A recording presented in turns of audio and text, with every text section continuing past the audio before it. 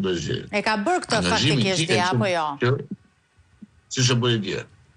Angazhimi i tij ka qenë që do e integrojë Shqipërinë në Bashkimin Evropian, do ta çojë deri në fund reformën drejtësi, sepse ai është i vetmi që do ta çonte deri në fund, sepse Berisha e quante Dumanin kriminal, sepse Meta e quante Dunduman e të tjerë, dhe ky është i vetmi që nuk ishte hyrë në konflikt me drejtësinë dhe kërkonte garancinë, kërkonte pavarësinë e saj.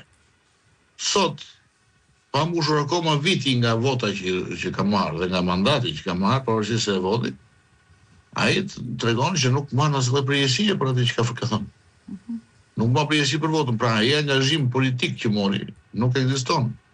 Qëndrimi politik që pritet nga kryeministri është i kundërt. Bashkimi Evropian që deri dje thoshte që pjesën drejtësia dhe reforma drejtësi ka ecur përpara dhe këtë merit, një pjesë të meritës ja atribonte dhe kryeministri, sot po kërkon nga kryeministri, pikërisht nga kryeministri që ta lejojë drejtësinë. Pra, këtu është problemi, nuk është problemi se si e bëri Ursiu raporti, e bëri më të mirë se Gazbardi Ursiu apo jo. Po. Problemi është që angazhimi politik i majorancës është anti-Bashkim Evropian dhe anti-drejtësi. Dhe kjo ka i pasojë afatgjata për vendin. Çfarë? Nëse ne duam të bëjmë, nëse ne duam të bëjmë një përmirësim të drejtësisë, nuk mund të dalë Edi Rama me fjalët e Sali Berishës para 2 viteve, për të se si duhet rregulluar drejtësia, se këto i ka thënë Sali Berisha para 2 viteve, këto i ka thënë media para 2 viteve. Nëse ai ka pasur ato qëndrime që atëherë, duhet që të bashkëpunonte me opozitën dhe të rregullonin që atëherë. Nëse ai këto qëndrime i adopton sot, për të thënë që ky do rregullojë drejtësinë, atëherë nuk kemi të bëjmë me drejtësinë. Ose kemi të bëjmë me drejtësinë vetëm pasi ai të dorëzojë deputetën, zonë kryeministën, të japë imunitetin Spakut dhe pastaj hajde diskutojmë të debat.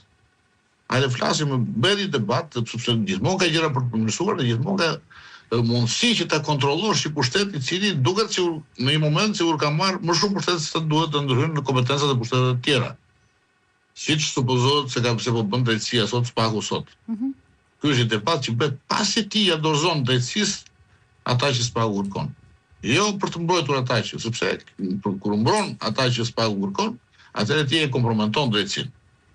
Për që qëllimi i Ramës është vetëm një sot të krijojë precedentin e parë dhe si rrjedhim pastaj të hap një rrugë të re në mbrojtjen nga drejtësia.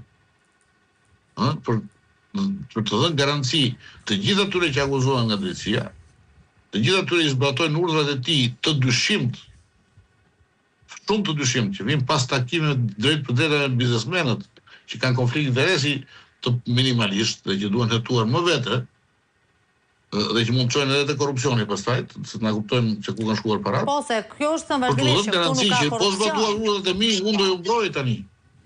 Nuk ka nga ky moment do jenë të mbrojturit e mi. Kështu që veproni pa asnjë lloj problemi, sepse unë nuk jap nuk e çoj në drejtësi, do ju shmang nga drejtësia, do përmirësoj edhe kodet dhe gjithë kuadrin e reformës në drejtësi që të mbrojë korrupsionin. Po. Kështu që kjo është rruga që hapi Edi Rama në këtë rast, në majorancën. Dhe kjo rrugë nuk na çon Bashkimin Evropian, sigurisht. Kjo rrugë nuk na çon drejtësia që ka nevojë të vend. Drejtësia sot ka praktikisht, por na çon në orientimin e drejtësisë, në pengimin e drejtësisë dhe sigurisht në izolim. Ne kemi parë ka pasur raste të